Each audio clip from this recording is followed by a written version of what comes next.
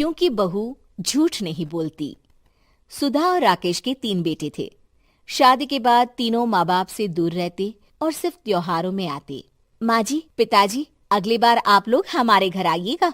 अरे नहीं बहू, सब यही आ जाते हैं तो घर खिला खिला लगता है। हाँ बहू, तू हमेशा बुलाती है तो जरूर आएंगे तेरे पास भी। हाँ हाँ, दीदी का घर बड़ा जो है, सब कुछ आपने शादी के बाद दीदी को ही तो दे दिया था। हमें भी दिया होता तो हम भी बड़ा घर लेते। क्यों सुनील? अरे नहीं नहीं, पापा ने सबको एक बराबर ही दिया है। छोटी बहू, क्या चाहिए तुम्हें, बोलो। वो आपके सोने की चेन वाली घड़ी है ना, वो अगर आप मुझे, तभी वहाँ मजली बहू भी आ जाती है। और मुझे ना आपका मंगलसूत्र कितना लंबा, सुंदर और भारी भी है। अरे हाँ हाँ, तुम दोनों को ही दूंगी बहू, चिंता ना करो।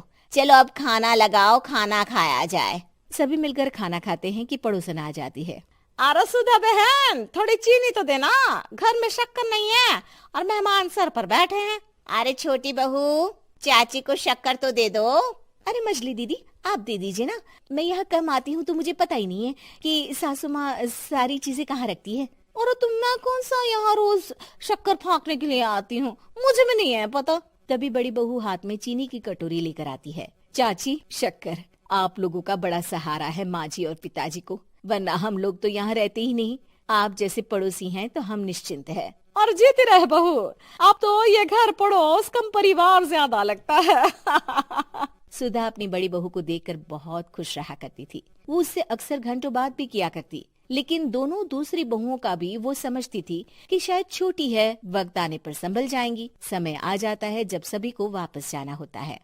माँ जी, हम लोगों की फ्लाइट पहले है, हमें इजाजत दे। वो सास के गले लगकर चली जाती है। थोड़ी देर बाद छोटी बहू कहती है, माँ जी, मैं ना ये सोफे के कवर और चादरें ले जा रही हूँ, यहाँ तो ऐसी ही पड़ी रहेंगी। हाँ हाँ बहू, ले जा, और कुछ चाहिए तो बोल। और तो चाहिए बहुत कुछ, पर चलिए कोई बात नहीं, अगली बार ले जाऊंगी मैं। ऐसे ही मंजली बहू भी घर का बहुत सारा सामान ले जाती है। सभी के जाने के बाद सुधा राकेश से कहती है, घर कितना सूना लग रहा है ना। हाँ, और खाली भी। तुम्हारी दोनों बहुएं सब बटोर गई। अरे ठीक है ना, हम दोनों ही तो हैं, कितना सामान लगेगा, फिर उन लोगों की नई गृहस्थी, इतना मत सोचा करे। समय बीतता है। ऐसे ही हर साल त्योहारों में सुधा और राकेश के बच्चों की बहू आते और जाते वक्त ढेर सारा सामान पैक कर कर ले जाती। लेकिन कुछ ही सालों में सुधा का देहांत हो जाता है। पिताजी, आप यहाँ अकेले क्या करेंगे? हम लोगों के साथ चलिए। अरे नहीं नहीं बहू, इस घर में सुधा की यादें हैं, मैं उसे नहीं छोड़ सकता हूँ। अब तुम लोगों की माँ नहीं रही। देख लो, वैसे तो मैंने उसके जीते जी सब कुछ दे दिया है, लेकिन कुछ उसका पर्सनल कीमती सामान था जो ये है, ले लो। सामान में होती है एक घड़ी और एक मंगलसूत्र। माँ जी ने कहा था कि वो ये घड़ी मुझे देंगी। हाँ हाँ, पिताजी, माँ ने सबके सामने ये घड़ी सरिता को देने के लिए कहा था। उठा लो सरिता माँ की घड़ी। अब क्या था, छोटी बहू फट से घड़ी उठा लेती है। और पिताजी, ये मंगलसूत्र तो माँ ने मुझे ही देने को कहा था, याद है ना? वो सभी की ओर इशारा करती है। तू भी ले ले ये हार बेटा, कोई बात नहीं। मंजली फटाक से हार उठा लेती है। ससुर बड़ी बहू की तरफ देखते हैं। तुझे क्या दूं बेटा?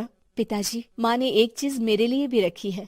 सभी के कान खड़े हो जाते हैं कि आखिर सास ने क्या रखा होगा बड़ी के लिए। अरे माँ जी तो दीदी से प्यार भी ज्यादा ही करती थी, हमेशा उनसे बात किया करती। जरूर कोई बड़ी और अपनी प्रिय चीज दी होगी दीदी को। और देख लेते हैं ना, वरना तो हम भी बराबर का बंटवारा करेंगे। हाँ हाँ, कर लेना बंटवारा। लेकिन बड़ी बहू, बताओ तो, सुधा ने क्या रखा है तुम्हारे लिए? अभी तो हम लोग यही हैं पापा जी, जब जाने लगेंगे तो बता दूंगी। बड़ी बहू के मुंह से ये बात सुनकर बाकी दो बहुएं सोचने लगती हैं कि आखिर क्या है जो दीदी को सासू माँ देकर गई है। दीदी, ऐसा तो नहीं ना कि पूरे घर का आधा हिस्सा माँ बड़ी भाभी को देकर गई हो? तभी वहाँ ससुर आ जाते हैं। नहीं नहीं, ऐसा कुछ नहीं है। मकान तो तुम तीनों का बराबर से है। देखो, बड़ी बहू से तुम्हारी सास ज्यादा जुड़ी थी, न जाने क्यों घंटों बात किया करती थी। पता नहीं क्या देकर गई है उसे। और ससुर जी, आपको क्या पता, चालाकी से पूरे घर के पेपर में साइन करवा लिए हो, या फिर कोई छुपा गहना। आखिर मकान पूरा तो आपने सासू माँ के नाम ही कर रखा था ना। अब घर में ये सस्पेंस बन जाता है कि आखिर बड़ी बहू क्या लेकर जाएगी। फिर वो दिन भी आ जाता है जब बड़ी बहू के जाने का समय हो जाता है।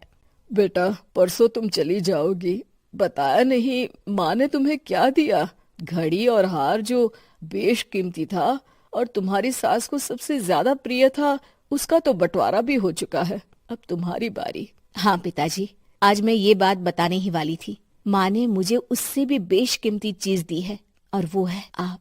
आपसे अधिक प्रिय उन्हें कुछ नहीं था। माँ चाहती थी कि आप मेरे साथ रहें। चलिए पिताजी। बेटा, मेरे पास तो कोई पेंशन भी नहीं है और ना ही कोई प्रॉपर्टी। लेकिन आपके पास संस्कार है पिताजी, जो मेरे बच्चे आपसे लेंगे, तो आपको ले जाने पर स्वार्थ ही है मेरा। चलिए ना पापा। सभी के सामने पिताजी बड़ी बहू और बेटे के साथ उनके घर चले जाते हैं।